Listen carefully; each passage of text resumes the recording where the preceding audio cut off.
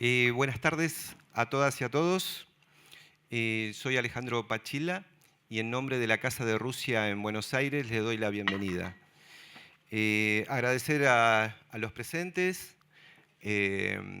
agradecer a todos los que están acá presentes por el motivo de un encuentro que es muy especial, ¿no es cierto? También agradecer a las personas que van a estar hoy como exponentes, como así también agradezco la hospitalidad de la Biblioteca Nacional en recibir este evento. Evento que está relacionado con un momento especial de las relaciones, ni más ni menos que son las relaciones bilaterales entre Argentina y Rusia, ¿no?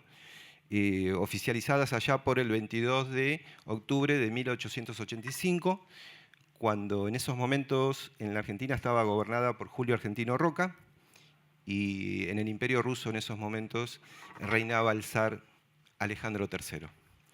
Antes de continuar, le voy a ceder la palabra al subdirector de la Biblioteca Nacional, Guillermo David. Guillermo. Bienvenidas, bienvenidos todos. Agradezco la presencia de autoridades de la Embajada, de Dina Oyun, de la Casa Rusa, de nuestra directora Susana Soto y a los presentes. Voy a decir una cosa muy sencilla. En la entrada, la Biblioteca Nacional acoge el patrimonio bibliográfico de la Argentina. En la entrada decimos una pequeñísima muestra sobre algunos momentos donde en la Argentina se escribieron libros sobre justamente estos 140 años de relaciones bilaterales, con una peculiaridad. Hay un libro chiquitito, que es el libro más antiguo que tenemos en la biblioteca, sobre Rusia, es un libro en francés de 1725. Y después está el testimonio de Daniel García Marcilla, que era en la época justamente del reconocimiento diplomático de Argentina, estaba en la legación argentina, se llamaba así, no la embajada, en la legación argentina en Rusia. Fue además un gran músico, aquí el tema de la música va a estar muy presente, y muy amigo de zar Nicolás. También hay las memorias del primer embajador ya en la época del reconocimiento a la Unión de Repúblicas Socialistas Soviéticas en 1947, y algunos otros elementos, una foto de Alfonsín con Gorbachev, a una carta sobre el envío de vacunas Sputnik, en fin, que permiten pensar a través de estos pequeños objetos que son los libros, las fotos, las cartas, ese amplísimo arco de relaciones bilaterales entre nuestros países. Así que bueno, agradezco mucho a la Casa Rusa y a todos los presentes por este evento. Ahora le voy a ceder la palabra al ministro consejero de la Embajada de Rusia, Pavel Severzin. Por favor.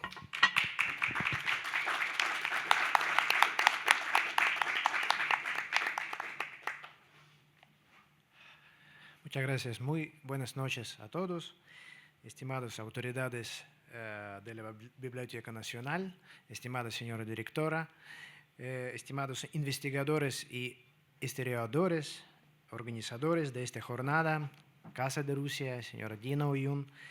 Estos días conmemoramos el aniversario número 140 de este establecimiento de relaciones diplomáticas entre Rusia y Argentina. Una fecha importante de la historia de nuestros dos países. Una historia de las relaciones de mucha simpatía entre nuestros pueblos.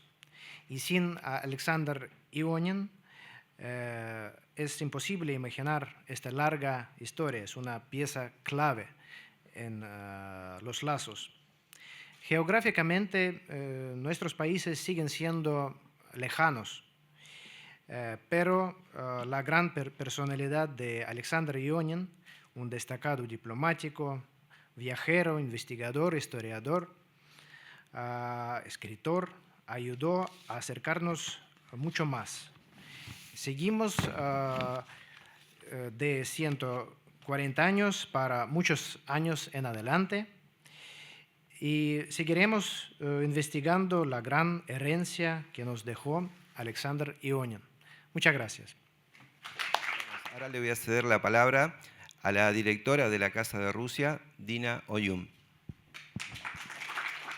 Estimados colegas, amigos, verdaderos amigos de Rusia, de Argentina. A mí es un gran honor darles la bienvenida en este lugar muy emblemático para la cultura y la historia de la Argentina, en la Biblioteca Nacional Mariano Moreno. Muchas gracias, señora Susana Soda, por poder celebrar este evento aquí en estas paredes históricas donde trabajaron las personalidades históricas. Nos reunimos en una fecha verdaderamente especial.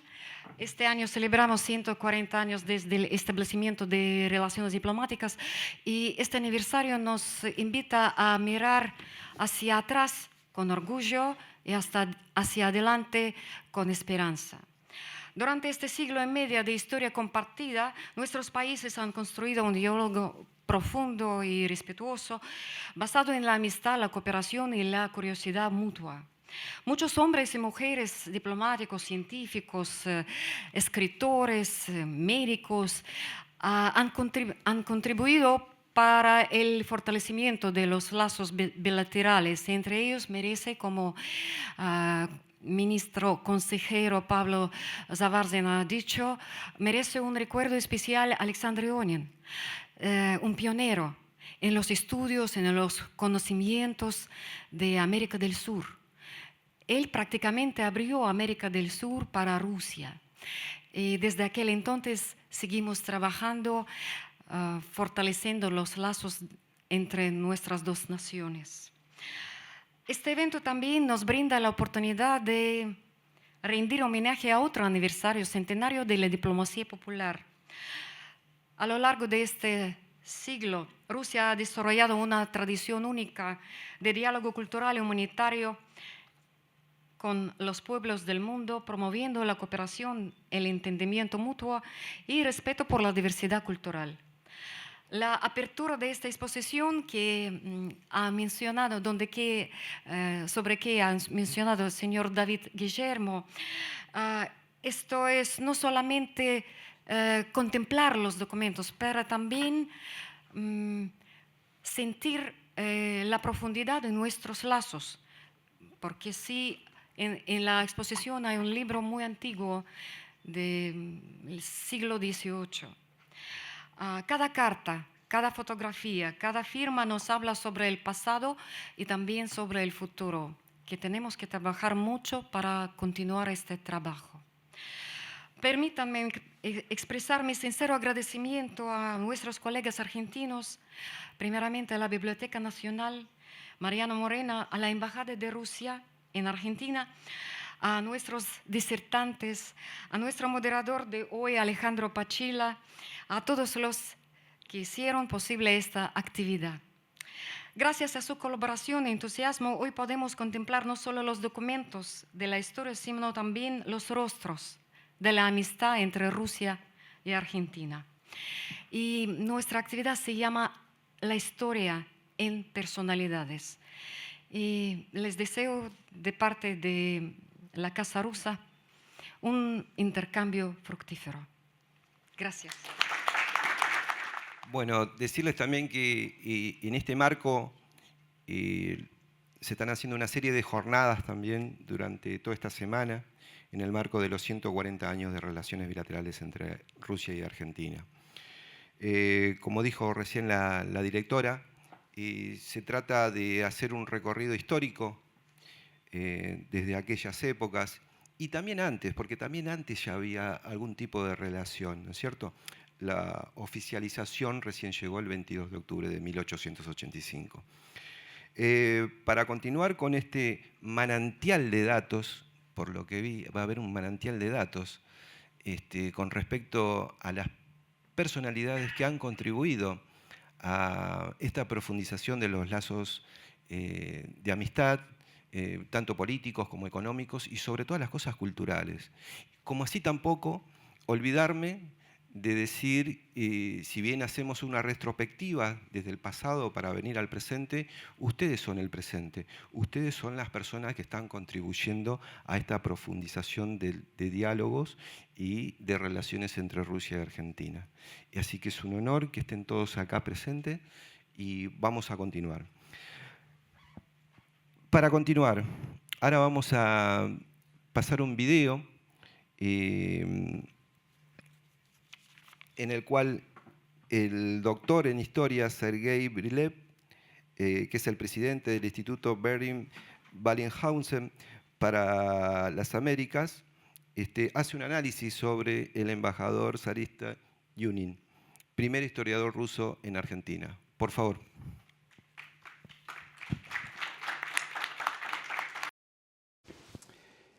Estimada Dina Oyun, directora de Casa Rusa en Buenos Aires, la Casa Rusa en el Cono Sur, diría yo, ya que desarrolla sus actividades tanto en Argentina como también en Uruguay y Paraguay.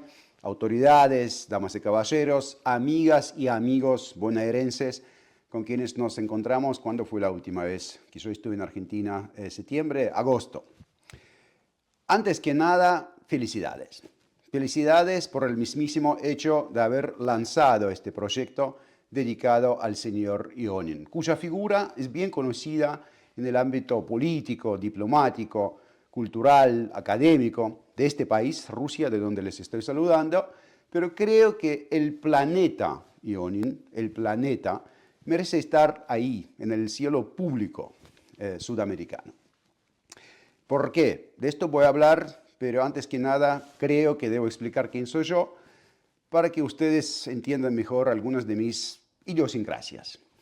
En el mundo académico soy doctor de Historia de la Universidad de Relaciones Exteriores de Moscú, MGIMO, y soy también doctor honoris causa de las universidades de Volgogrado, Stalingrado, y la Politécnica de San Petersburgo. Ahora, ¿por qué la Politécnica? Yo siendo historiador, porque en mi vida paralela soy presidente de la Asociación Global Energy, Energía Global, que otorga el premio anual. Eso me hace viajar por todo el mundo, pero tenemos también un programa fijo para Latinoamérica. Yo, por ejemplo, acabo de volver desde Chile, donde organizamos dos conferencias consecutivas en las universidades de Santiago y la Bernardo O'Higgins. En otra vida paralela, soy fundador del Instituto Bering Bellinghausen para las Américas, una ONG registrada en Uruguay, por eso que ahí está el pabellón uruguayo. Tengo una relación muy especial con Montevideo, soy visitante ilustre de Montevideo, declarado así por la Intendencia Municipal de Montevideo, etc. Y claro que mis compatriotas me asocian con la pantalla chica, porque hace 30 años que estoy con los TV canales Rusia 1 y Rusia 24. He sido corresponsal extranjero, corresponsal de guerra, conductor de noticias nacionales durante 20 años. Hoy en día encabezo el estudio que lleva mi nombre, se llama el estudio de Sergei Brilov, de dichos canales de televisión, y un 90% de lo que hago son documentales y reportes especiales desde América Latina, donde yo nací y parcialmente crecí. Bueno, Modesto siendo mi segundo nombre, volvamos a Ionin.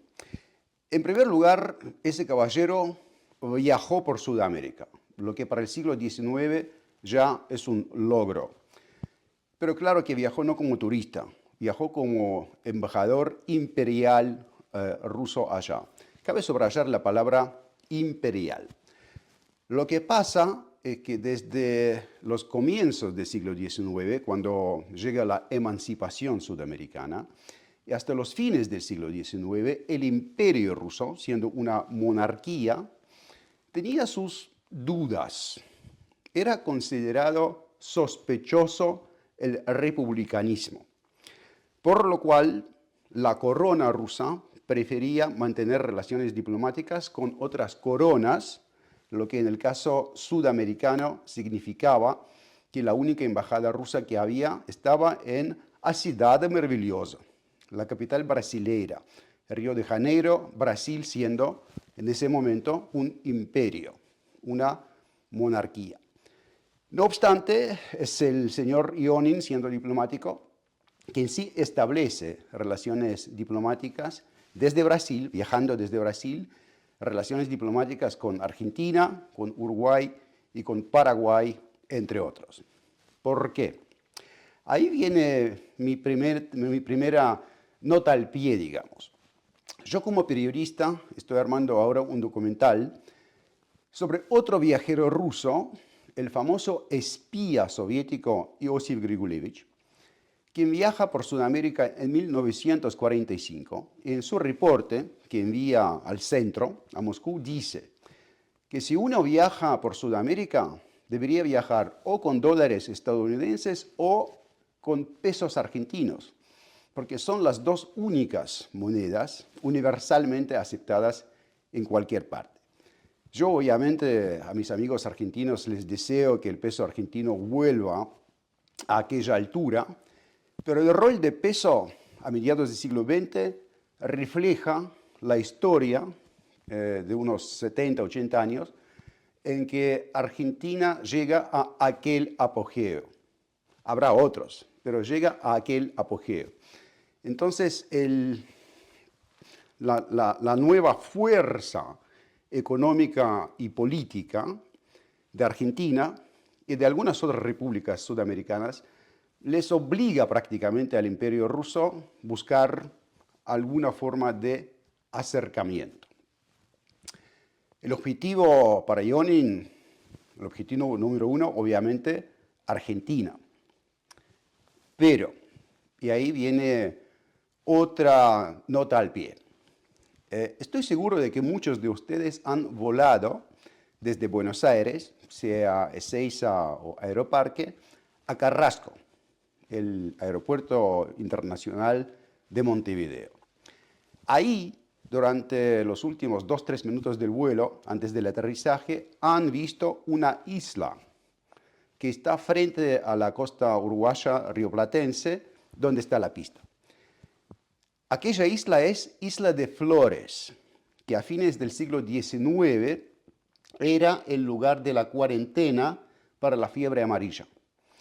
Así que todos que iban desde Brasil a Argentina tenían que hacer escala allá. Fue el punto de la cuarentena regional. Y no fue una escala, se trataba de 2-3 semanas en esa isla frente a Montevideo. En este sentido, tenemos que admitir que el embajador Ionin rompe la regla. Él quiso impedir una estancia así de 2-3 semanas en Isla de Flores y viaja a Argentina desde Brasil por tierra, lo que significa que tuvo que cruzar el territorio uruguayo. Así que el primer pueblo en América hispana que visita él es la ciudad uruguaya de Tacuarembó. Bueno, no sé si es una nota al pie o un comentario. Gracias a Dios que en aquella época todavía no estaba Carlos Gardel. Así que en el libro que publica Ionin tras ese viaje no hay nada sobre el axioma uruguayo de que Gardel nació en la ciudad de Tacuarembó. Y a propósito, no hay nada sobre otra disputa argentino-uruguaya sobre el dulce de leche. Ahí creo que es totalmente lógico, porque cuando nosotros, los rusos, observamos esa disputa argentino-uruguaya, no sabemos qué decir. Lo que pasa es que para nosotros el dulce de leche es nuestro. La crema de leche sí es rioplatense, pero el dulce, damas y caballeros, por favor, ¿de qué están hablando? Es un producto ruso. Más allá de chistes, ahí en el interior sudamericano, Ionin ve, describe y analiza el encuentro de lo que él llama el espíritu andaluz, el espíritu español obviamente, con la cultura indígena. Y si yo no me equivoco, Ionin es el único diplomático europeo que haya escrito sobre la cultura de la desaparecida, lamentablemente, etnia indígena, los charrúas. Lo que ya constituye un logro académico, científico, político, lo que sea. Y habla mucho, obviamente, del producto, de la consecuencia de ese encuentro, que es el gaucho. Entonces él llega a sentir el alma del interior sudamericano, sea brasilero, sea uruguayo, sea argentino, el gaucho. Sumamente importante esto, sumamente interesante, sumamente interesante. Después él sí, vía Uruguay, llega a Buenos Aires, establece relaciones diplomáticas con la República Argentina.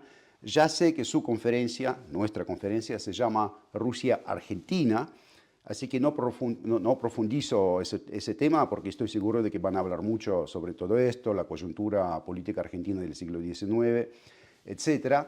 Quizás el único detalle que subrayaría yo es que cuando Ionin sí viaja en un barco, va por los ríos Paraná y Uruguay al interior sudamericano nuevamente, y es evidente en su libro que le asombra mucho el hecho de que aquellos vapores que navegan las aguas internas de Sudamérica las navegan bajo banderas europeas.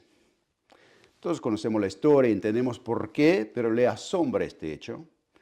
Y yo diría que en su libro, él, describiendo las realidades del siglo XIX, esas realidades de que hablé yo ahora, de las banderas, está básicamente hablando de lo que seguimos analizando ahora, en el siglo XXI.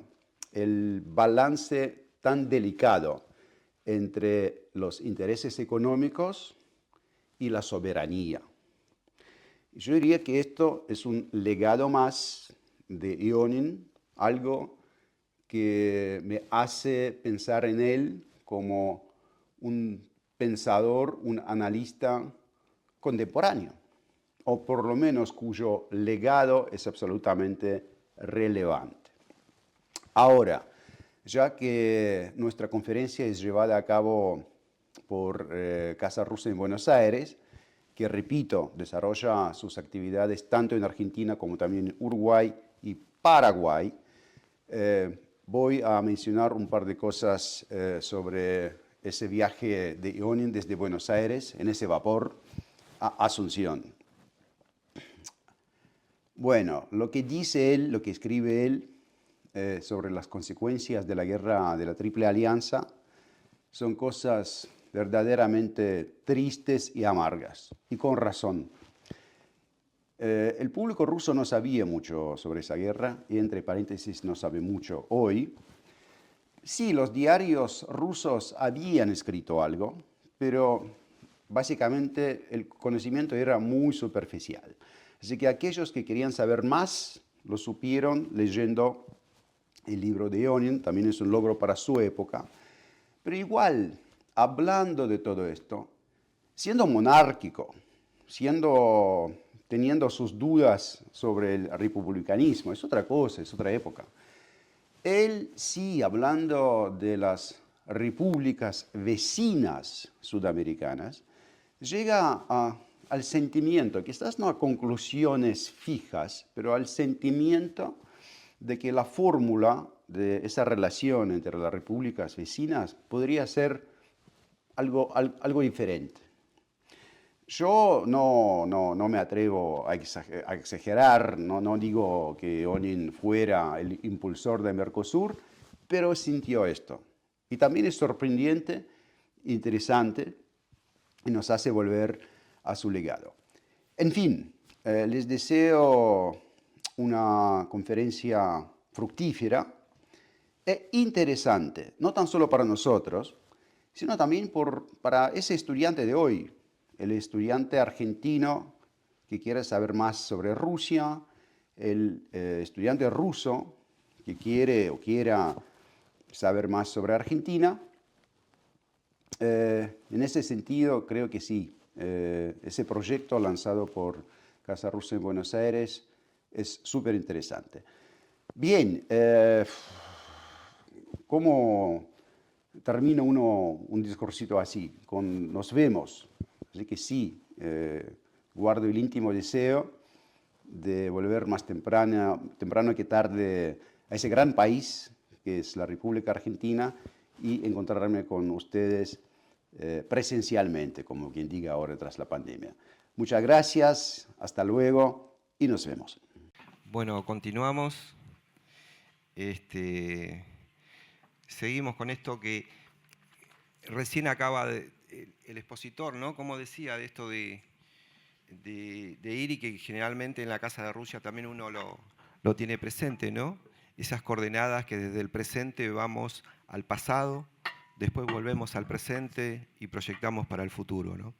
Qué presente que está todo eso, qué presente que está en esta celebración, en esta conmemoración, ¿no?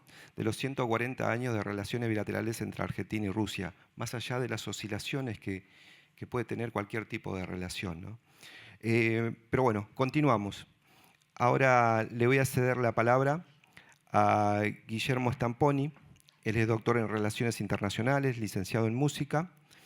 Y nos vas a acercar, Guillermo, ahora un tema de Rusia y Astor Piazzolla, uno de los grandes músicos del siglo XX en el mundo, ¿no es cierto? Te escuchamos, Guillermo. Muchas gracias a la Casa de Rusia y a la Biblioteca Nacional, que es un poco mi casa también. Tantas horas he pasado aquí. Y me estaba acordando de una frase de Jorge Luis Borges, cuando le preguntaban cómo se imaginaba el paraíso, y él dijo como una inmensa biblioteca. Según Horacio Ferrer y Oscar del Priore, Piazzolla es la máxima figura del tango en la segunda mitad del siglo XX. Formado en la Argentina con maestros de la talla de Alberto Ginastera y Raúl Spivak, teniendo una fuerte vinculación con el jazz e incluyendo en su catálogo obras de carácter folclórico como Tardecita Pampeana, La Partida o Suite folclórica sobre temas populares argentinos, revolucionó la música ciudadana a través, por ejemplo, de armonías avanzadas para el género, un dominio magistral del contrapunto, caso Fuga y Misterio de María de Buenos Aires, una primera parte bien enérgica, con caídas bruscas y melodías melancólicas, Adiós Nonino, Verano porteño, La muerte del ángel, el glissando ascendente en el piano, que lo escuchamos en Romance del Diablo, etcétera, etcétera. En definitiva, con Piazzolla vemos el paso de un tango para bailar a la música de Buenos Aires para escuchar. Y también por medio de cambios estéticos, tales como, por ejemplo, tocar el bandoneón de pie o vestirse de negro. En una nota publicada en La Semana, en julio de 1983, le preguntaron cuál era su ideología y el maestro respondió: creo en la vanguardia, en la libertad, en la revolución. Su extraordinario colaborador Horacio Ferrer expresó en el poema Mi viejo Piazzolla: con qué insolencia heroica nos salvaste del pozo de los sordos y los necios. Inmortalmente joven, retobado, tu testamento fue como otro estreno. No podemos disociar la vida y obra del maestro Piazzolla del Evangelio según San Mateo 13, 56, 58, donde dice: todas sus hermanas viven aquí mismo entre nosotros. ¿Dónde aprendió todas esas cosas? Se sentían profundamente ofendidos y se negaron a creer en él. Entonces Jesús les dijo: un profeta recibe honra en todas partes, menos en su propio pueblo y entre su propia familia. Por lo tanto, hizo solamente unos pocos milagros allí debido a la incredulidad de ellos. Fin de la cita bíblica. Aquí en la Argentina había quienes le gritaban asesino del tango, taxistas que se negaban a llevarlo, etc. Su segunda y definitiva esposa, Laura Escalada, lo resumió muy bien con un Buenos Aires lo nutría y al mismo tiempo lo echaba. Un solo ejemplo de que él no se sintió profeta en su tierra. En 1989, Piazzolla actuó con su sexteto en Holanda, compartió escenario con Osvaldo Pugliese, eso lo pueden ver en YouTube, tocaron La Yumba y Adiós Nonino. Y cuando un embajador muy conocido mío se acercó a felicitarlo a Piazzolla, él reaccionó con un: ¿usted me puede explicar por qué aquí en Holanda me aplauden 20 minutos de pie y en Buenos Aires me insultan por la calle? Como me gusta repetir, Astor nació en Mar del Plata, se crió en Nueva York, encontró su destino musical en París con Nadia Boulanger, tuvo una excelente producción en Italia, incluido Libertango, veraneaba en Punta del Este, donde cazaba tiburones, está sepultado en Pilar, pero su música es la música de Buenos Aires. Sumamente valorado en Rusia, su vinculación con dicho extraordinario país se aprecia a través de diversos hechos. Fue el director Fabián Sevitsky, ruso, y sobrino de Serge Koussevitzky, quien instituyó un premio que obtuvo Piazzolla presentando Buenos Aires, obra sinfónica en 3 movimientos, que condujo el propio Sevitsky en la Facultad de Derecho de la Universidad de Buenos Aires en 1953. Dicho galardón le agenciaría una beca del gobierno de Francia, país en el que recibió la decisiva formación de Nadia Boulanger. Astor Piazzolla relató en el libro A manera de memorias, ordenado por Natalio Gorin, que en Nueva York, durante un cóctel en homenaje a Victoria Ocampo, conoció personalmente a Igor Stravinsky, saludándolo con un: maestro, yo soy su alumno a la distancia.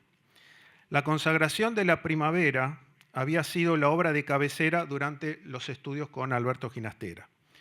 Otro ruso por quien Piazzolla no ocultaba su admiración es el compositor del poema del Éxtasis. María Susana Azzi y Simon Collier, en un excelente libro, han señalado que a Gerardo Gandini, pianista de su sexteto, Astor lo desafiaba en 1989 con un: Gandini, ponele un poco de Scriabin.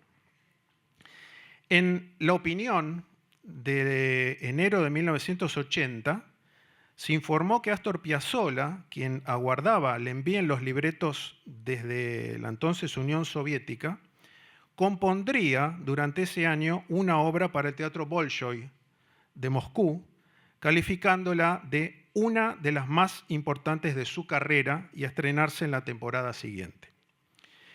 En una sala del Teatro Colón de Buenos Aires, el maestro Piazzolla escuchó en abril de 1990 la interpretación de su Le Grand Tango por el célebre violonchelista y director Mstislav Rostropovich, a quien dedicó la obra.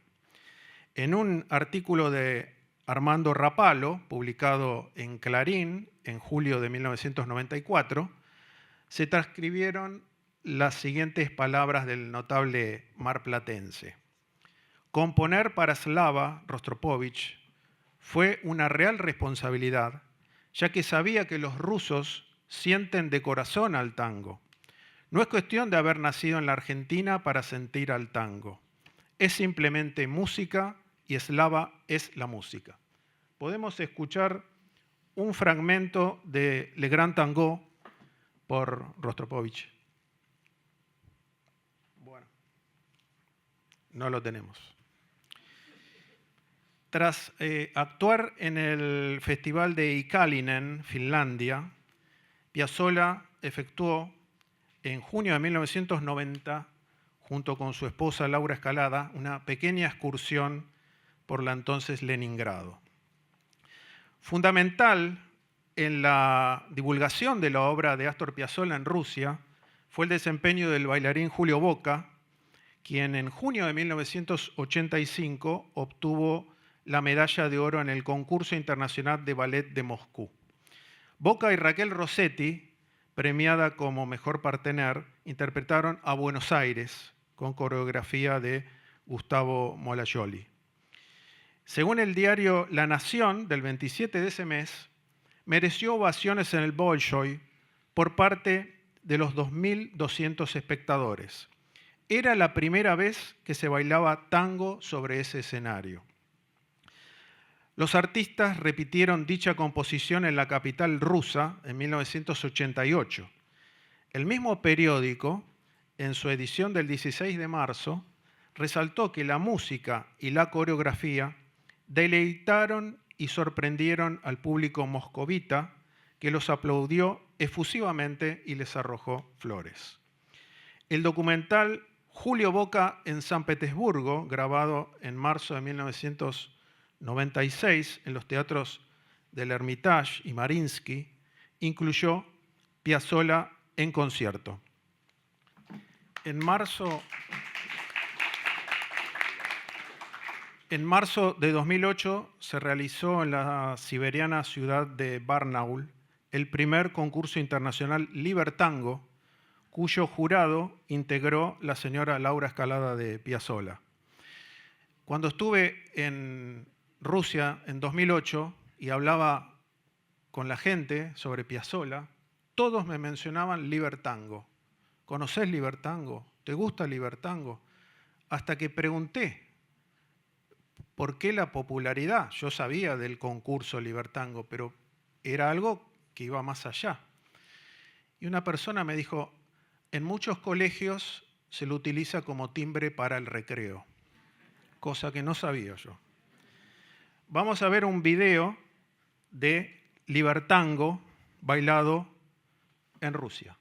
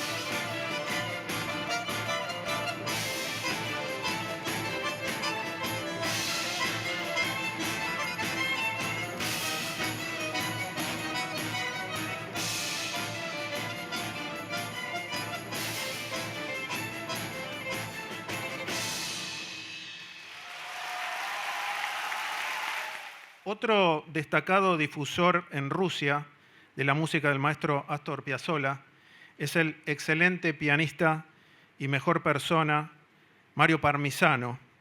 Actuó por vez primera en diciembre de 2009 con la Orquesta de Cámara Kremlin, en un teatro colmado de espectadores. Se presentó también en septiembre de 2010 con la misma agrupación dirigida por Misha Rajlevsky.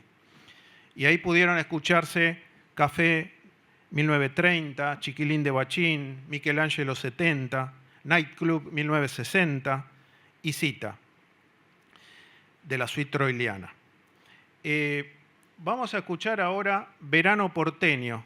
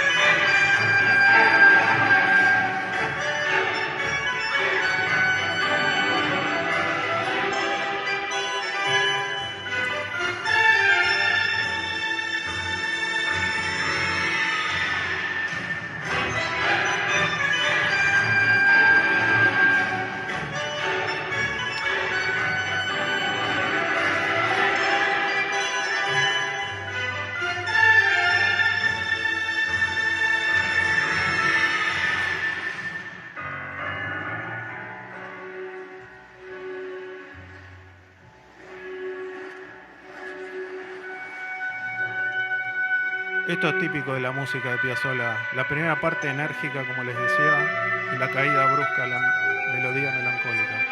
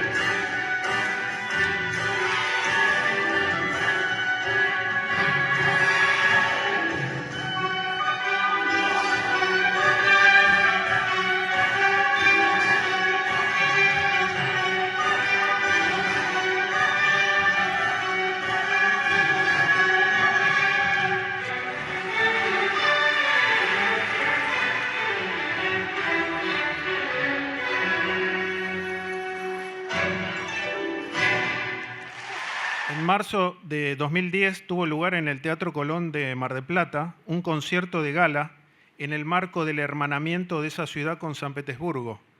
Según El Atlántico, la soprano Catalina Odriozola, tras señalar que el repertorio era bien representativo de lo que es el pueblo ruso, comentó: la aparición de Piazzolla tiene que ver con que es muy querido en Rusia.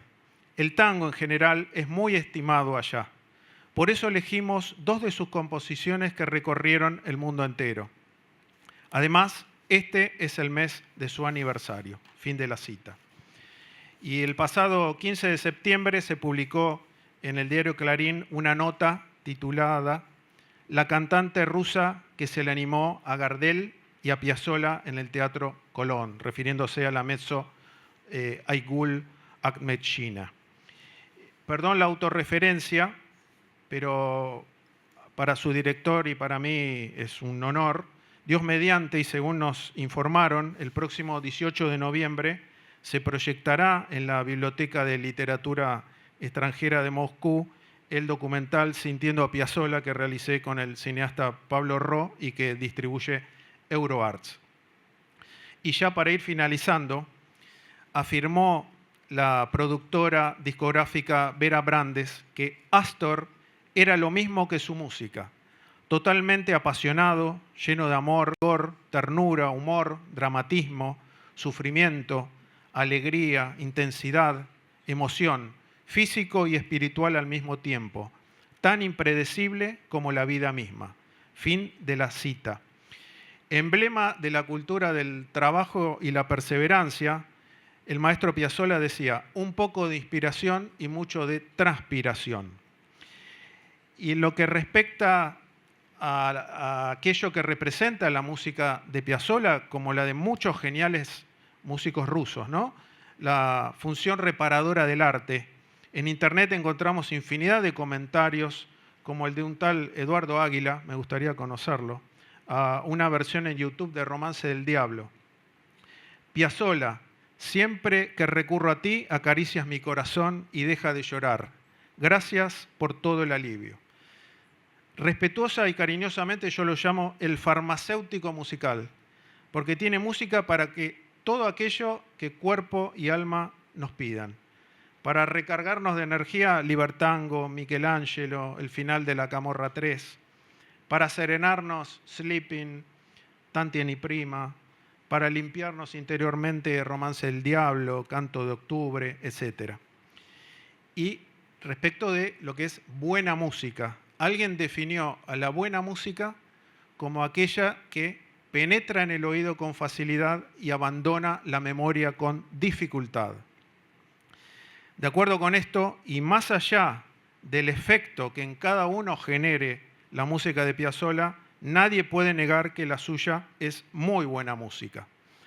A nivel mundial y desde hace varios años es un compositor clásico y en la Argentina ya no se lo discute más.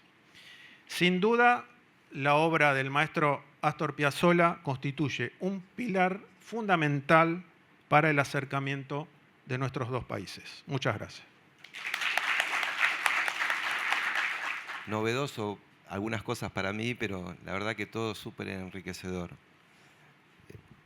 Bueno, continuamos ahora en el marco de la conmemoración de los 140 años de relaciones bilaterales entre Argentina y Rusia. En el marco de Rusia-Argentina, 140 años, historia en personalidades. Ahora le voy a ceder la palabra a Lyudmila y Alejandra, que son representantes del Museo Estatal Republicano de Bellas Artes Stepan Ercia, de la República de Mordovia en Rusia. Buenos días, добрый вечер, уважаемые коллеги, шумбрачи, это по-ирзянски. И, наверное, я попрошу поставить видео приветствия от нашего министра культуры. Estimados amigos, colegas, Shumrachi es un tipo de saludo en nuestro idioma mordovo que se habla en la República de Mordovia, que es parte de la Federación de Rusia, y creo que es lo más correcto comenzar con el saludo que manda a ustedes nuestra ministra de Cultura, Política Nacional y Asuntos de Archivos de Mordovia. Bueno, solo palabras mayores de agradecimiento por haber organizado este viaje, por haber invitado a nuestra delegación a visitar la hermosísima República Argentina, y por supuesto es una gran ocasión, estas dos grandes ocasiones, ¿no?, para la representación diplomática rusa acá y para la Casa Rusa. В жизни и судьбе Степана Эрзи дипломат, посол Михаил Сергеев и Юрий Николаевич Папоров сыграли очень важную роль. Bueno, porque también lo menciono porque en cuanto a la vida y la trayectoria artística de nuestro Stepan Erzia, desempeñaron un papel muy importante justamente dos diplomáticos que trabajaban con la misión acá en Argentina, Mikhail Sergeev y Yuri Paparov. И сегодня гуляя по этим улицам Буэнос-Айреса, я дышала воздухом вашей страны. Я видела те пейзажи, ту архитектуру, которую видел наш Степан Эрзя. Для меня это очень важно. Y no les puedo explicar la emoción que es para mí, que Stepan Erzia es como un ídolo y entonces yo siento que respiro el mismo aire que él en su momento, que veo los mismos paisajes, las mismas arquitecturas que él y me conecta muchísimo con la persona que siempre he admirado. Я, конечно, хочу показать еще презентацию. Sí, ahora vamos a mostrar las filminas.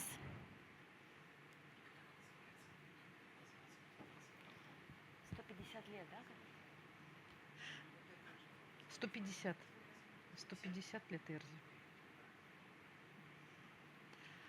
Ну, наверное, пока мне помогают, хочу сказать о том, что впереди юбилейный год, 150 лет со дня рождения Степана Эрзи.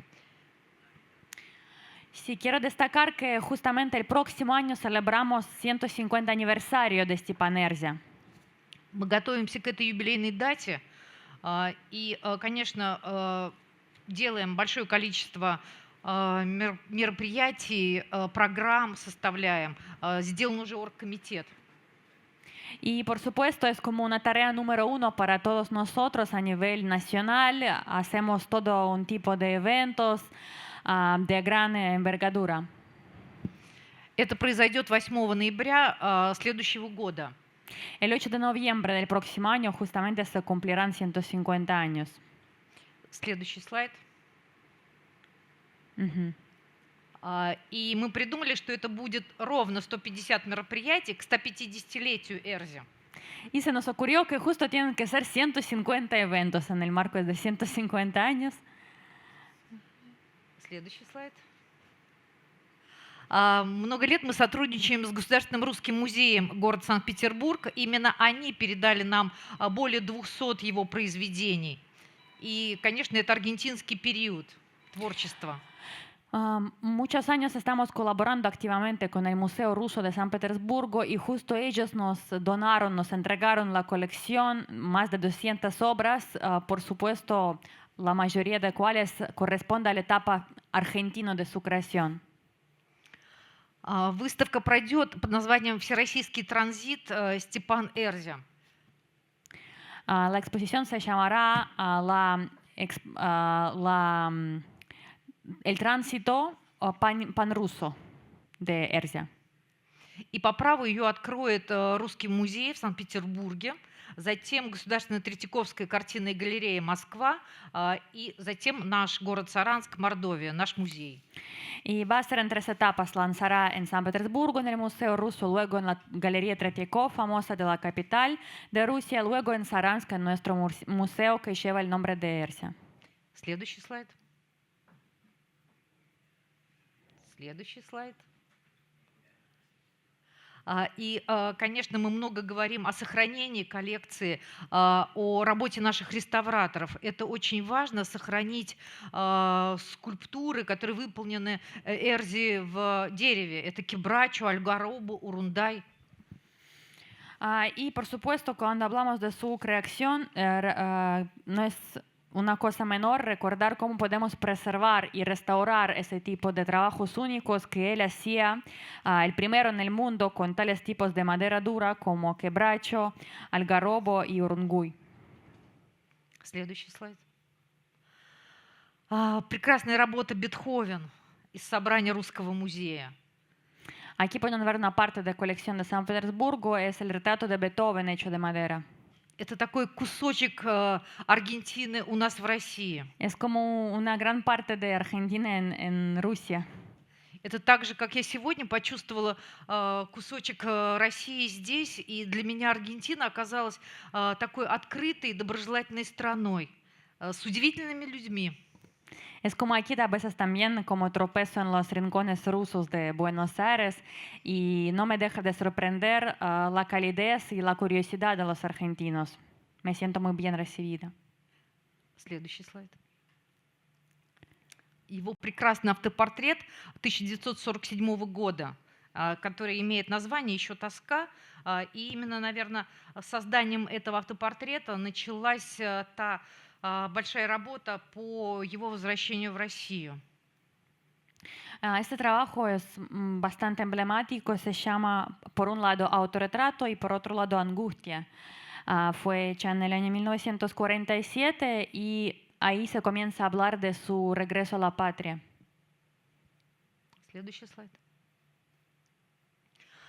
Долгих 23 года Эрзи прожил в Аргентине с 1927 по 1950 год.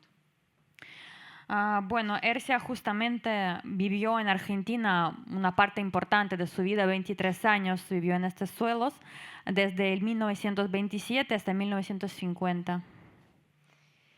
Я сегодня задала себе такой вопрос. Он больше аргентинец или он больше русский? Hoy me planteé esta cuestión, si es el más argentino o más ruso, en fin. Четверть века в вашей стране, в самый плодотворный расцвет его творчества, стилистика и методика его художественного направления, стиля, это все сформировано здесь, на вашей земле. Porque imagínense pasar un cuarto del siglo de su vida acá, encontrar acá justamente la plenitud de su creación, el rumbo artístico que predefinió su obra artística en general de su vida, no es poca cosa. Следующий слайд.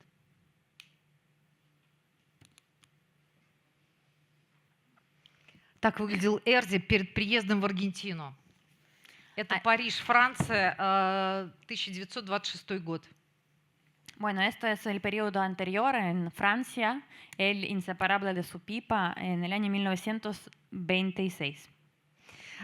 Именно после проведения в Париже его персональной выставки и приглашения в Аргентину от вашего президента Альвеарес, он через Уругвай приезжает в Аргентину.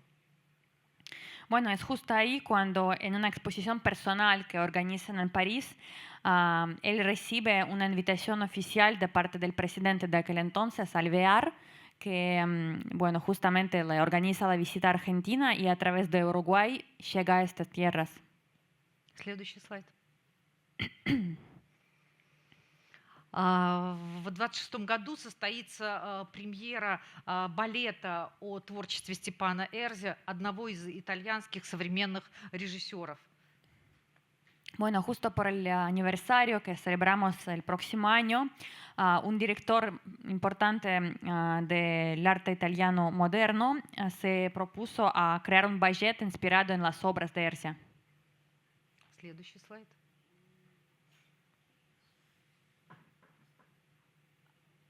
Артисты нашего национального театра готовят тоже ряд спектаклей о его жизни и творчестве. Это один из фрагментов иммерсивного спектакля в нашем музее в постоянной экспозиции. Entonces, esto es uno de los artistas de nuestro museo que, bueno, de forma inmersiva interactúan con el público del museo representando a Erzi como si él estuviera ahí con su propia piel y cuerpo.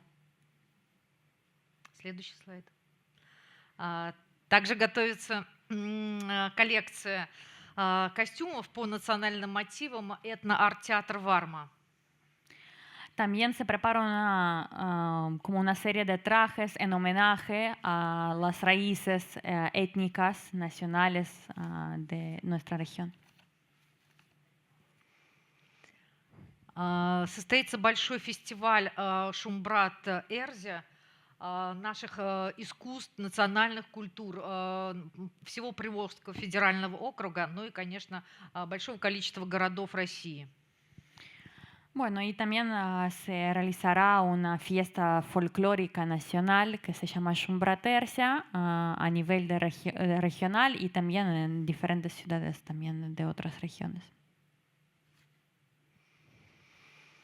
Много лет подряд проходит фестиваль резчиков «Поющее дерево» на родине Степана Эрзи. Это село Баево, Алатырский уезд, Симбирская губерния, там, где он родился. Теперь это Ардатовский район Республики Мордовия. Bueno, y aquí vemos una parte de exposición que se llama Los árboles que cantan. Es también un homenaje a la patria chica de Ercia, que nació en una gobernación, se llamaba Silumbaeva. Y bueno, que también justamente estuvo con ese tipo de decoraciones y la inspiraban siempre desde la infancia. Следующий слайд. Дорогие коллеги, у меня есть еще одна презентация. Если сейчас ее поставят, там есть короткое видео. Ну, позвольте пригласить исследователей, ваших ученых, всех тех, кто занимается изучением Эрзи аргентинского периода, к нам в Республику Мордовия на проведение нашей научно-практической конференции. También quisiera extender la invitación a todos los investigadores y científicos argentinos a que visitan a la República Mordovia a nuestra conferencia para juntos ver en detalle la etapa argentina de la creación de Ercia.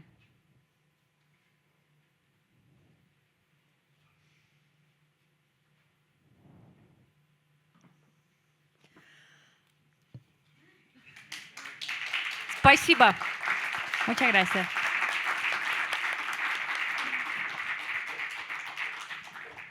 Qué interesante, qué época que vino aparte a vivir acá, ¿no? 1927-1950. Toda una época, ¿no? Periodo entre guerras, Segunda Guerra Mundial y la inmediatez de la post-Segunda Guerra Mundial. Bueno, continuamos. Ahora vamos a ir al siguiente punto, que es Guillermo David, subdirector de la Biblioteca Nacional Mariano Moreno. Nos va a introducir sobre Gustavo Plis Sterenberg, la música de la revolución. Guillermo.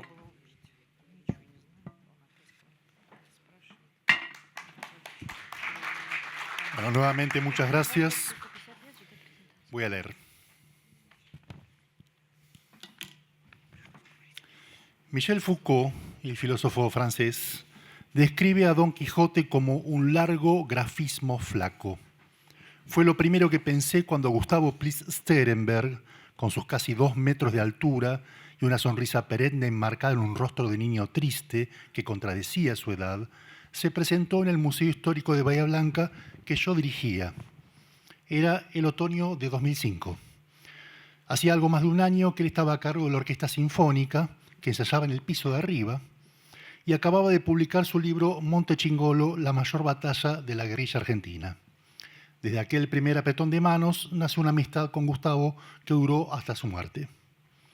Hijo de una familia de inmigrantes judíos procedentes de Ucrania, su abuelo, socialista moderado, era militante del Bund y había padecido el confinamiento en Siberia, Gustavo había estudiado piano con Domingo Marafiotti, el que grabara la marcha peronista, y completado su formación en el Conservatorio Nacional Carlos López Buchardo. Pero en paralelo, son los años 70, años 73 exactamente, estudió medicina. Poco antes de terminar la carrera, ya era militante orgánico del PRT-ERP. Iniciada la dictadura y descalabrada la organización, marchó en 1979 hacia Nicaragua, donde se desempeñó en la Cruz Roja como médico curando heridos, asistiendo partos y lanzándose en paracaídas en zonas de conflicto. Pero no se limitó a esa labor. También combatió en la insurrección de Managua con los sandinistas, donde cayó prisionero y estuvo a punto de ser fusilado. No me quedaron buenos recuerdos, expresó en un reportaje. La Cruz Roja realizó un operativo para sacarme del país. Estábamos tan mugrientos que nos reconocíamos unos a otros por el olor. Tener el uniforme manchado en sangre. Regresó y al poco tiempo, tras haber sido sacado a punta de pistola del conservatorio, donde había organizado el centro de estudiantes, marchó exiliado a Israel, donde vivió un par de años y continuó sus estudios musicales hasta que en el año 86 volvió y justo en ese momento una delegación soviética que pasó por Buenos Aires lo reclutó y con una beca se instaló en San Petersburgo, por entonces Leningrado. Su rigor y disciplina incansable pasaba los días y las noches componiendo y estudiando cuanto material caía en sus manos sin siquiera parar a descansar, me consta. Sorprendía a los propios soviéticos. No se estudia así, pibe, le decían. Los alarmados profesores del Conservatorio Rimsky-Korsakov, del que egresó con honores. El esfuerzo rindió sus frutos. Siendo aún estudiante ya dirigía la Sinfónica. Fue el primer extranjero en hacerlo y se volvió colaborador del maestro Valery Gergiev, que era el director jefe del Teatro Mariinsky, Kirov en ese momento, de quien tomó el estilo enfático de dirección. Oyó esa fama y sabiendo la afición al trabajo de Gustavo Plis-Sterenberg, Mstislav Rostropovich, de quien escuchamos hace un ratito, el máximo exponente de la música de la época, lo convocó como su director asistente en el Teatro Mariinsky, trabajo que Gustavo ejerció durante una década.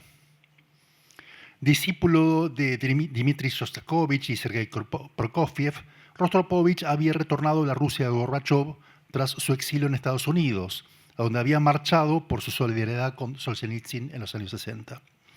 Gran defensor de los derechos humanos, con Gustavo entablaron una amistad cómplice e inmediata.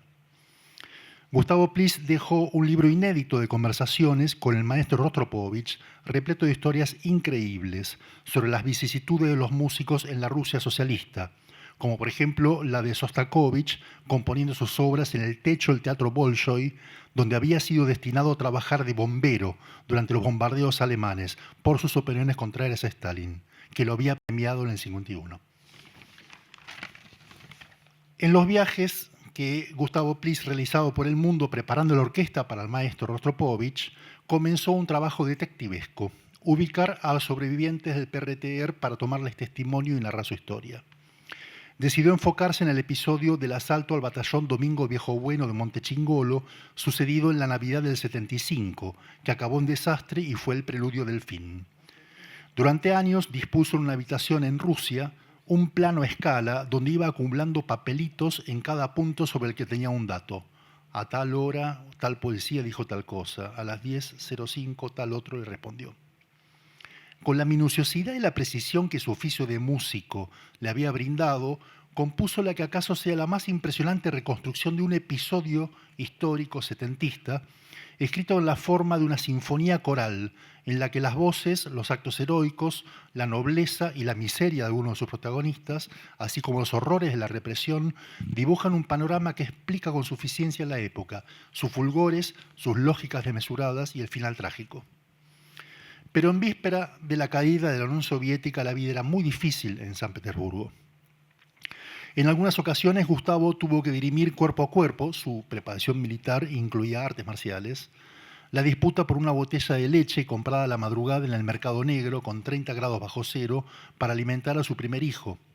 En otras, enfrentó varios asaltos a mano armada. Deshecho el Estado, Rusia era un país sin más ley que la fuerza bruta.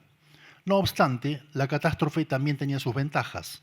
Alcanzó a comprar colecciones enteras de primeras ediciones y partituras, libros de Marx, de Lenin, provenientes del desguace de las bibliotecas. En un estante donde guardo libros de idiomas que no puedo leer, por ejemplo el ruso, atesoró una primera edición rusa de Trotsky que él me regaló en su última visita. Como todo expatriado, la Argentina le tiraba. Durante la Guerra de Malvinas se ofreció como voluntario en su condición de paracaidista profesional, pese a estar clandestino y con pedido de captura. Fue aceptado, pero la guerra terminó antes de que lo movilizaran al Teatro de Operaciones. Años después, dirigió 5 funciones en el Teatro Royal Opera House en Londres. Durante la gala de protocolo, una ancianita saludaba uno a cada artista. Era Margaret Thatcher. Cuando estuvo delante de Gustavo Plis-Sterenberg, el ex guerrillero argentino, músico del Teatro Mariinsky de Moscú, él se cruzó deliberadamente de brazos y ella quedó con la mano extendida. Mientras, en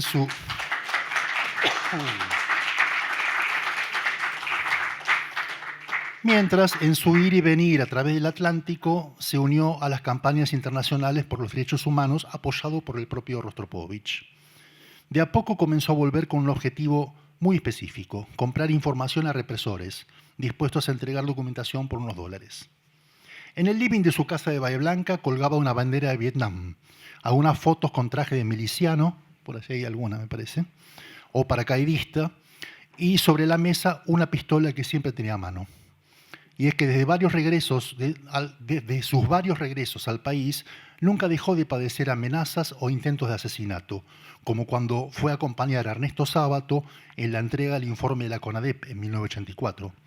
Mientras marchaba con una pequeña columna del PRT, un sicario le disparó en la cabeza, pero un segundo antes un compañero logró desviarle la mano. Uno de los momentos memorables que contaba entre risas fue cuando pidió conducir un tanque de la Segunda Guerra en Siberia junto a Rostropovich. Y al insistir le permitieron disparar ante el soberano cagazo del maestro. O cuando detonó el cañón más grande del mundo en Chechenia, en pleno conflicto, donde fuera invitado por un general ruso amante de la ópera, solo en Rusia pasan estas cosas, que lo dejó sordo por un tiempo. Aquel que había sido premiado en el Festival Internacional de Música de Viena, becado por el Mozarteum y el Ministerio de Cultura de Rusia y actuado en los más granados escenarios del mundo, concebía el momento del combate como el punto culmine de una vida, como el lugar donde mueren todas las preguntas.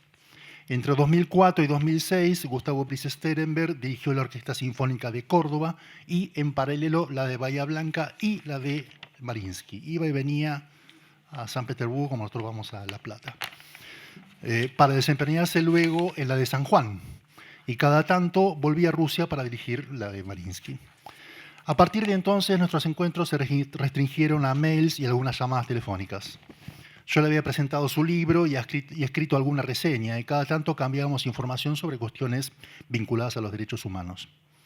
Él se había propuesto escribir un nuevo trabajo enfocado en el centro clandestino de detención de Campo de Mayo y otro sobre la compañía de Monte Ramón Rosa Jiménez en Tucumán, y exploraba la posibilidad de comprar información a un agente de inteligencia militar que nos había estado midiendo a través de amables visitas que nos hacía en Bahía Blanca. Era el coronel Jorge Horacio Rojas, que resultó ser un feroz torturador en Famaillá y había ido a Bahía Blanca siguiendo a Agdel Vilas, el jefe del operativo Independencia.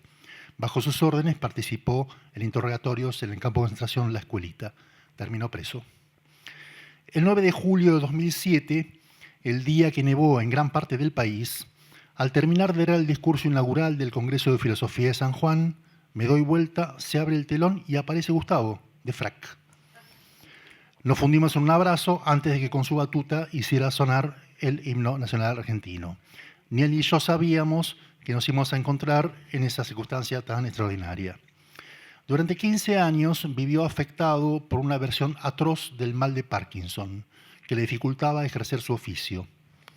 Alguna vez me contó, riendo a carcajadas, esto es increíble, que en Rusia, durante una función, los movimientos involuntarios de sus manos hicieron que se acelerara el ritmo de la música y la orquesta terminó de tocar el cascanueces mientras los bailarines aún seguían danzando en silencio. En la primavera de 2017, poco después de visitarme en Buenos Aires, decidió acabar con su vida. Tenía 62 años. En un reportaje contó: en Nicaragua, un guerrillero sandinista, un indio con los dedos gordos, empezó a tocar la guitarra y a cantar una canción que hablaba de los pajaritos. El campesino los imitaba. Me regalaron el cassette y lo guardé. Más de una vez, allá en Rusia, hice obras para música de cámara basándome en esos temas. Nada más.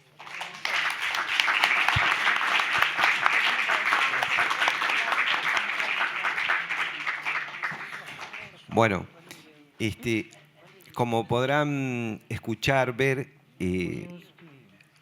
salimos de la cuestión común, ¿no es cierto? Porque si por ahí estábamos pensando encontrarnos pura y exclusivamente con la temática que generalmente a veces manejamos, ¿no? Desde la geopolítica, las relaciones políticas y económicas, nada más.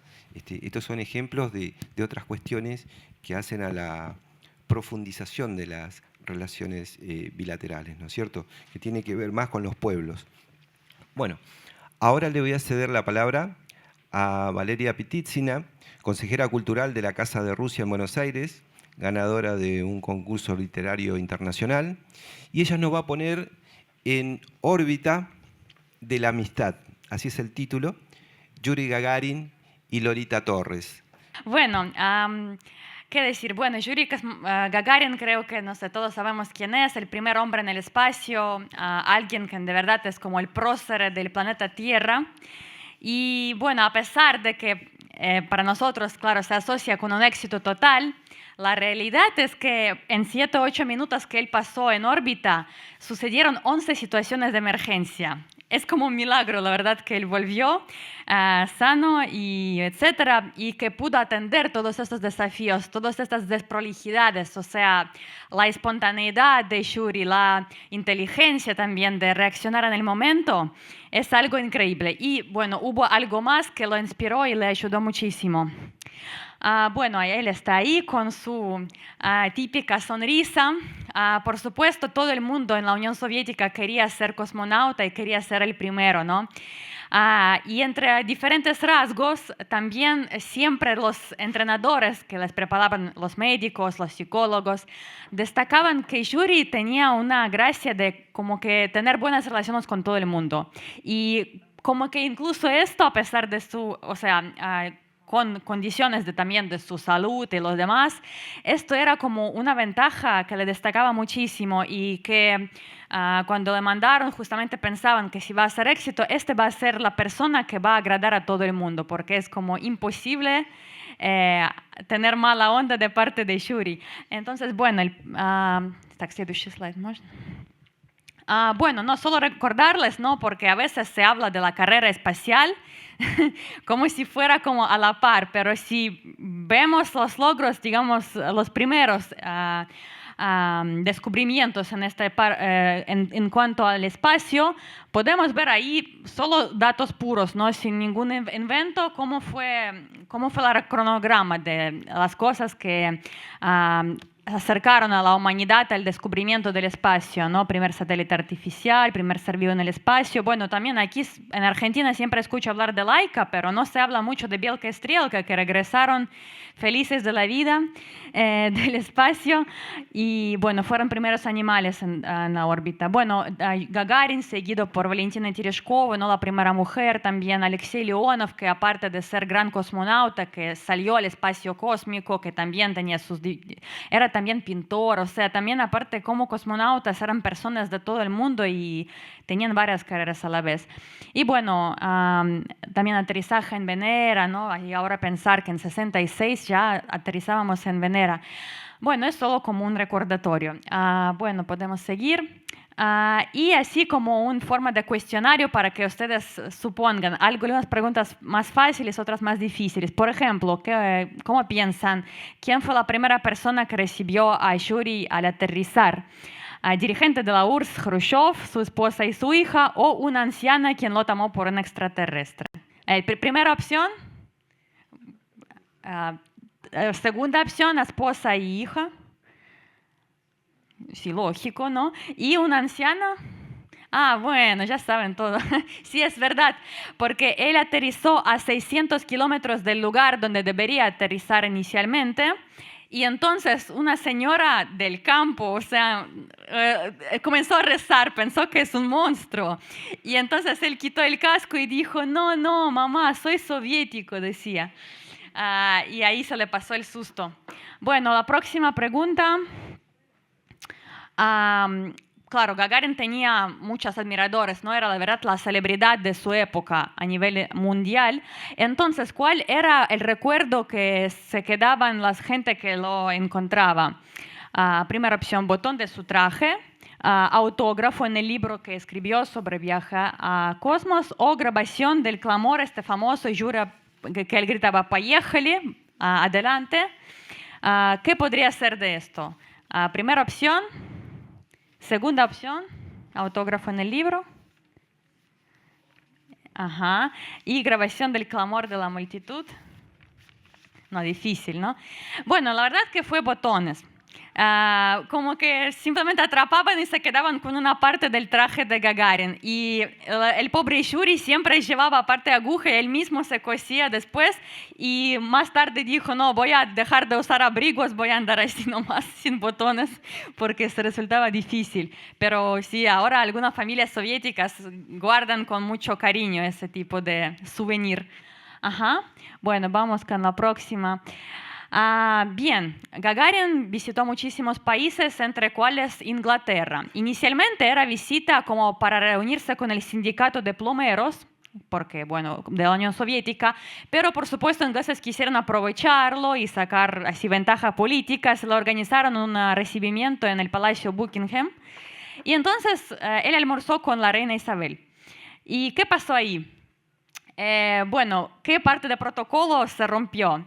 Primera opción, no tomarse ¿cuál era como la ley que rompió Reina? No tomarse fotos con personas comunes, no comer del mismo plato con los comunistas o vestirse formalmente recibiendo delegaciones. ¿Cuál fue la primera opción? ¿Qué piensan? No tomarse fotos con personas comunes, no comer del mismo plato con los comunistas. Puede ser, y vestirse formalmente, capaz llegó de minifalda. Bueno, la verdad que todas podían ser totalmente aptas, pero en este caso es verdad que ella no podía tomarse con las personas que no sean también dinastías, monarcas, pero ella también, como Yuri gustaba a todos y ella también era una joven y dijo, no, es que él técnicamente estaba fuera de la tierra, o sea, es el hombre celestial, no es una persona común, así que vamos, y se tomó la foto. Y en aquel también almuerzo, también otro rasgo de Gagarin increíble, ¿no? Que él, bueno, de una familia más humilde, o sea, él nació bajo Smolensk. Entonces le decían, ¿pero cómo almorzabas con la reina que tiene como 10 cucharas, 10 tenedores? Y él dijo, bueno, yo simplemente la observaba y repetía lo que hacía ella, lo más simple del mundo. Y como que Gagarin era así, o sea, no le causaba ningún tipo de incomodidad las situaciones nuevas. Al revés, como todo tomaba curiosidad y aprendía de cada persona que encontraba en su camino. Ajá. La próxima. Bueno, ahí también, en cuanto a América Latina, ¿no? Ahí hay algunas pistas. ¿Qué países él pudo viajar? O sea, en general son 29 países y, por ejemplo, Brasil, Cuba y México, 39 con Argentina, Cuba y México o 19 Cuba y México. ¿Qué piensan? ¿Visitaba Argentina? No, que sepamos, no. Entonces, ¿qué piensan? ¿29 o 19? Bueno, si podemos ver ahí, a la primera foto aparece un cartel en portugués, así que en Brasil le saludaban, por eso la respuesta correcta es 29 países. Con Cuba había mucha amistad, Gagarin presidía la Sociedad de Amistad con Cuba y del lado cubano presidía Che Guevara, y ellos también hacían reuniones con esto. Y México también, y bueno, Brasil. Ajá. Bueno, de deporte, ¿no? En Rusia existe una Copa Gagarin. Aquí también hay una pequeña pista. ¿En qué tipo de deportes se entrega? La de ajedrez, la de básquetbol y la de hockey. La verdad es que Gagarin adoraba todos los deportes. Pero el que le gustaba más y que es muy típico para nuestro país, el hockey sobre hielo, él organizó Liga Amateur de hockey y tenía un equipo que se llamaba Nuestros, Nasze. Y jugaba también con otros cosmonautas y, bueno, sus amigos también artistas. Y, bueno, una de las últimas preguntas, ¿cuál es el cargo del nieto de Gagarin? ¿Cómo piensan? ¿Director del aeropuerto en Rusia? ¿Dirige películas de Roscosmos? ¿O es director de la Casa Rusa en NASA? Primera opción. Director del aeropuerto. Dirige las películas de Roscosmos y director de la Casa Rusa en NASA, nuestro colega. Bueno, en realidad él es director del aeropuerto, sigue las pautas de su papá, bueno, y sí trabaja en una de las regiones de Rusia. Muy parecido, ¿no? Si lo vemos su cara, por eso lo puse la foto. Bueno, y por último, ya llegamos al importante lazo de Gagarin con Argentina. ¿Cuál era este lazo? ¿Era hincha del club argentino? ¿O amaba canciones y pelis argentinas? ¿O tenía una novia argentina? Bueno, tercera nunca vamos a saber, pero bueno, ya como que adelantamos un poquito que se mencionó el nombre de Lolita Torres. Y bueno, ya pasamos a las últimas láminas. Bueno, Lolita Torres, entonces, era una estrella acá, pero también en la Unión Soviética. Ahí podemos ver el cartel en ruso, se llamaba El tiempo del amor. Y era todo un éxito. O sea, imagínense que en la Unión Soviética eran 200 millones de personas y se llenaban las salas de cine. Entonces, como que era éxito total. Y Gagarin, cuando tenía 21 años, 6 años antes de ser celebridad mundial, él escuchaba muchísimo las canciones de ella porque como que la admiraba profundamente. Y entonces imagínense este encuentro, que él, bueno, regresa, ¿no? Aparece en todos los periódicos y etcétera, y de repente Lolita recibe una carta que le adelantó la embajada de la URSS en Argentina, donde Gagarin pide su foto y autógrafo. Ella con mucho honor dice, usted es el héroe. Como que me halaga la atención que me manda. Y entonces él le manda otra, y también pidió la foto de él, como que así, un intercambio.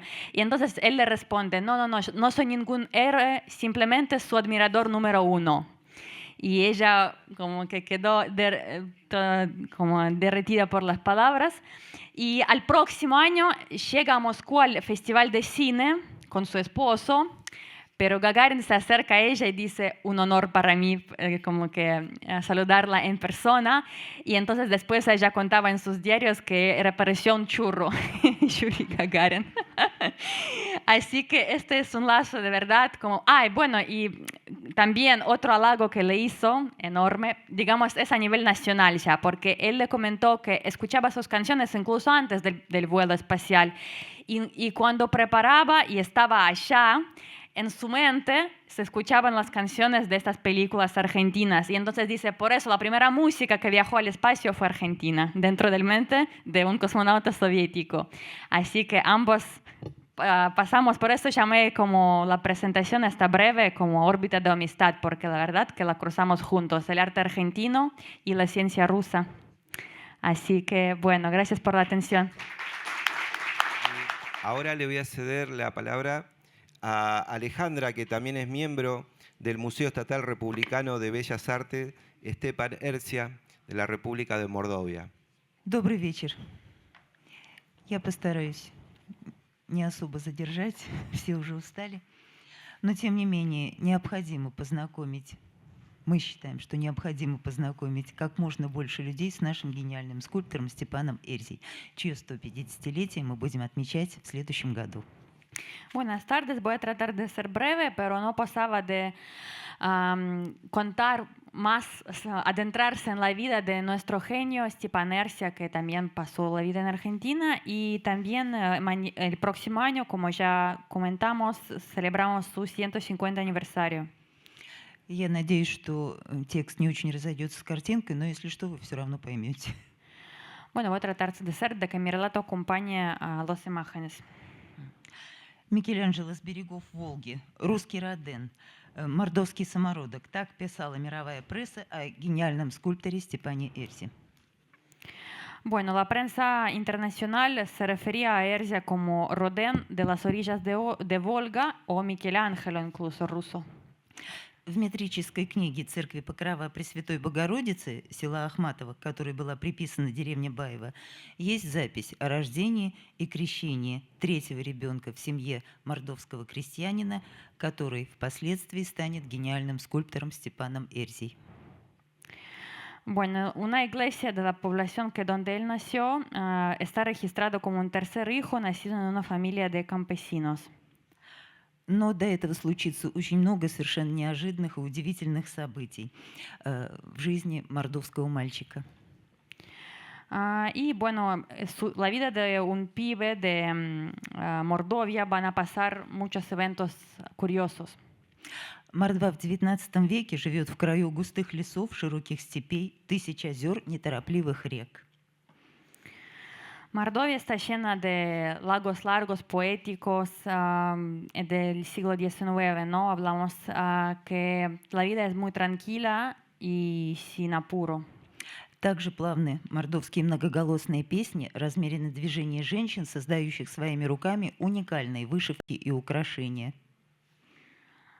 Bueno, y está llena también de inspiraciones en las mujeres que cuidan sus trajes nacionales, su belleza natural, y todo esto llena el panorama.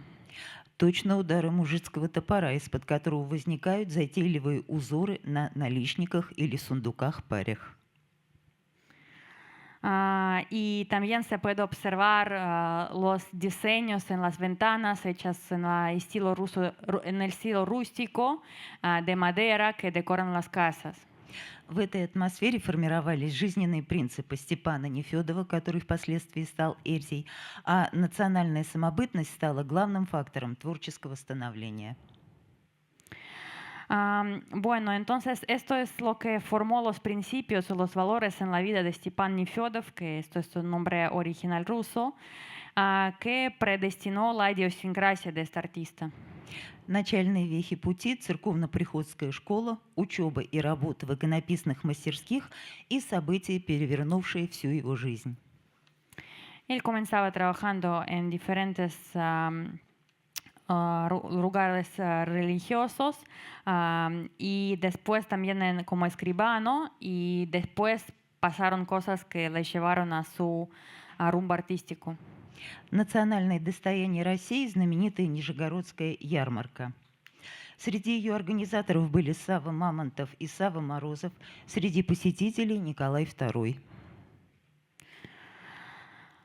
Entonces, bueno, uno de los eventos importantes de aquel entonces era la feria de Nizhny Novgorod, que fue visitada por personalidades tan clave como, por ejemplo, el mecenas Савва Мамонтов y otro mecenas Савва Морозов, y también el emperador Nicolás II. Для художественного оформления Михаил Врубель создал два огромных панно «Принцесса Грёзы» и Микула Селенинович. Bueno, entonces para decorar este museo, uno de los destacados artistas rusos creó dos cuadros enormes, uno con la princesa rusa y otro con también el héroe folclórico de nuestros cuentos. Эти работы потрясли Степана, и с 1901 года он, житель Москвы, вначале учится в Строгановке, а затем в Московском училище живописи, ваяния и зодчества. Bueno, en 1901 él llega a Moscú y ingresa a la prestigiosa Academia Stroganov, y después también pule su talento ya justamente en la materia del trabajo con madera. И в совет училища, и среди учеников были ведущие российские художники. Y bueno, entre los estudiantes y los docentes también estuvieron ellos.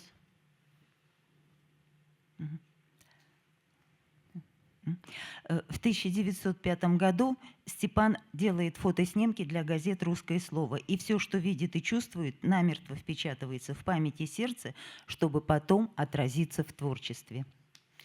Y también, bueno, él primero hacía un trabajo increíble en trabajo con la palabra, porque él escribía artículos para un diario que se llamaba La Palabra, justamente Slova, y ahí primero como se recomendó como un gran especialista en el trabajo como filólogo.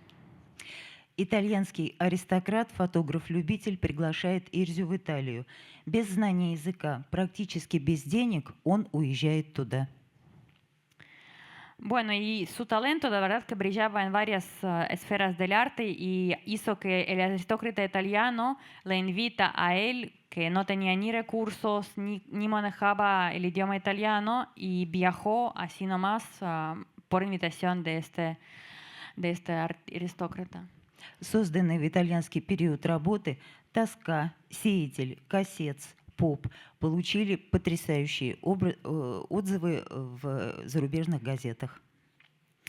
Él hacía retratos de hombres de diferentes profesiones, de diferentes ocupaciones, o que expresaban diferentes emociones, como angustia, por ejemplo, ¿no? Y entonces él recibía muy buenas críticas en todos los diarios europeos.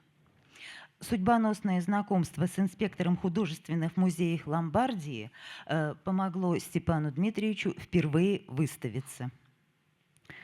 Y bueno, ahí se dieron justamente los encuentros que marcaron su destino. Por ejemplo, en Ломбардия él pudo organizar, gracias a los contactos, su primera exposición.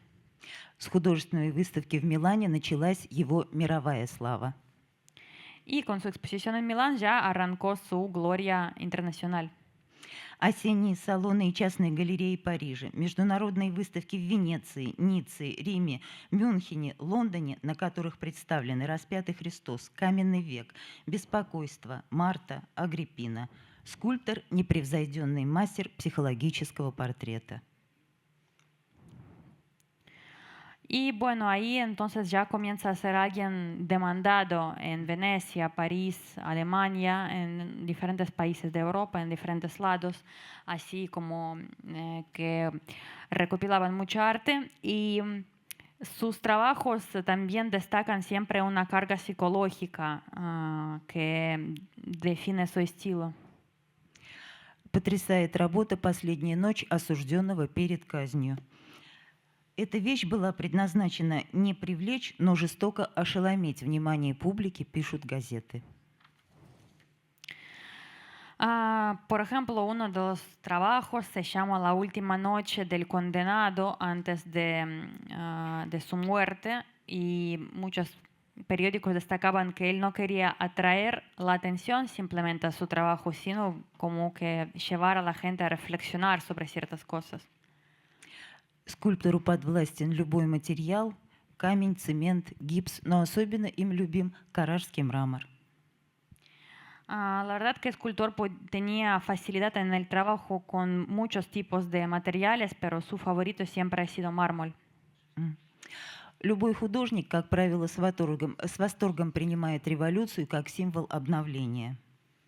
Cualquier artista en realidad pareciera que acepta la revolución como algo creativo, algo novedoso. Эрзи работает на Урале, затем уезжает на Кавказ. В Батуми впервые материалом для его скульптур становится дерево. Entonces él viaja y trabaja en Urales, en Cáucaso y después ya en Batumi descubre para sí mismo el trabajo con madera. Скульптор возвращается в 1926 году в Москву и участвует в выставке со своей работой «Памятник жертвам революции» 1905 года. Bueno, y ahí presenta su primera colección de madera que está dedicada a las víctimas de la Revolución 1905.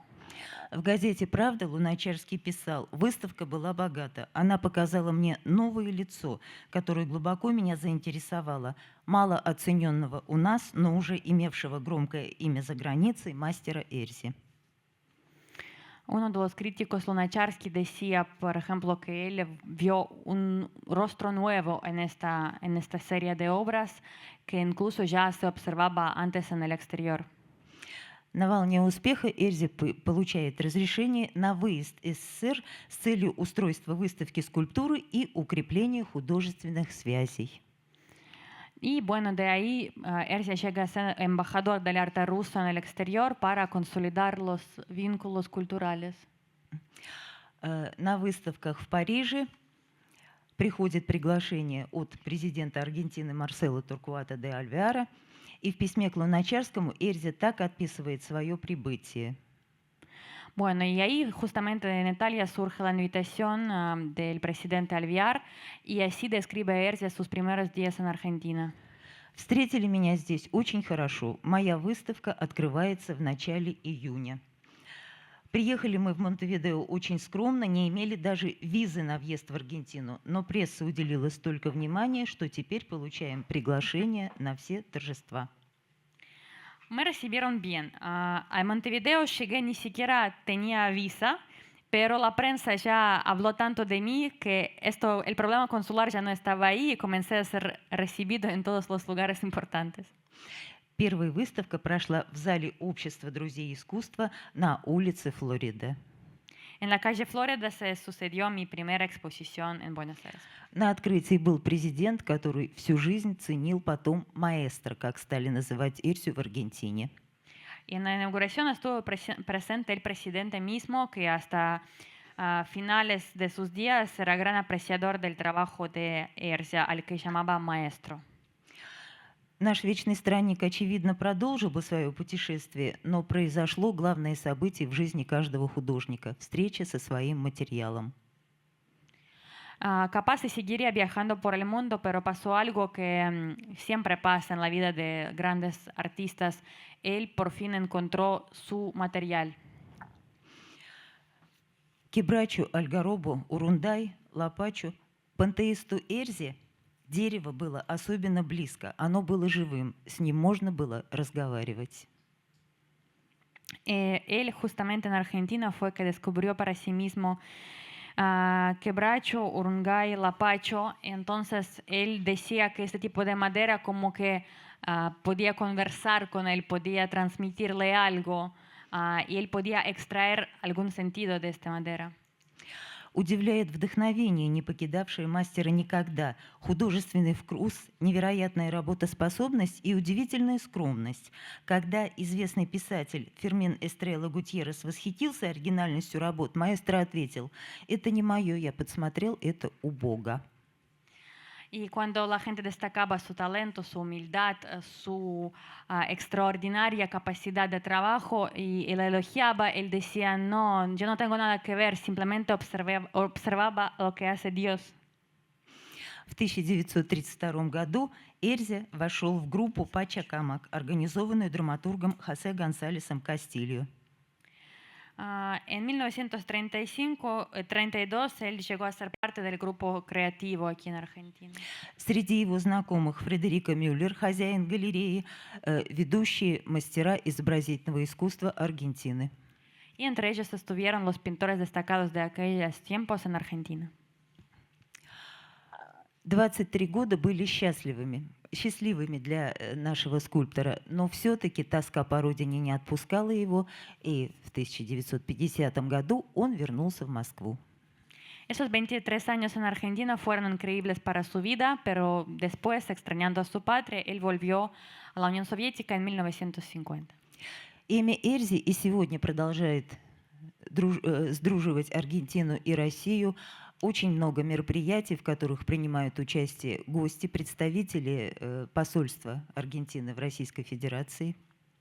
Y hasta ahora se mantienen estos lazos culturales. Los representantes de la embajada también se interesan por el legado de Erzia presente en Rusia. В международной научно-практической конференции принимала участие директор музея Сиври госпожа Грациела Лемарди. Una directora del Museo Sivri tomaba parte en las actividades que organizábamos en el Museo Erzia. Ведется исследовательская работа, в результате которой возникают новые работы, неизвестные ранее. Мы очень надеемся, что эта работа будет продолжаться, и очень надеемся на помощь наших аргентинских друзей в новых открытиях. Esperamos que este trabajo se seguirá y que los argentinos seguirán interesándose por este intercambio cultural. Спасибо. Muchas gracias. Bueno, ya vamos finalizando. Ahora le voy a ceder la palabra nuevamente a la directora de la Casa de Rusia. Vamos a hacer un sorteo que ya estaba anunciado. Y para cerrar de mi parte, decirles que, bueno, continuamos con esta profundización de las relaciones bilaterales entre Argentina y Rusia, pero no solamente entre los estados, sino entre los pueblos, que ahí es un tema donde todos sabemos muy bien que es lo más importante y lo más profundo, o las fuerzas profundas, como decimos en las relaciones internacionales. Muchas gracias a todos. Por favor, les invitamos a otro evento que va a tener lugar el 5 de noviembre, el taller con lana y representación de la República de Altái de Rusia, en Casa Rusa a las 17 horas. Les invitamos. Muchas gracias, hasta luego.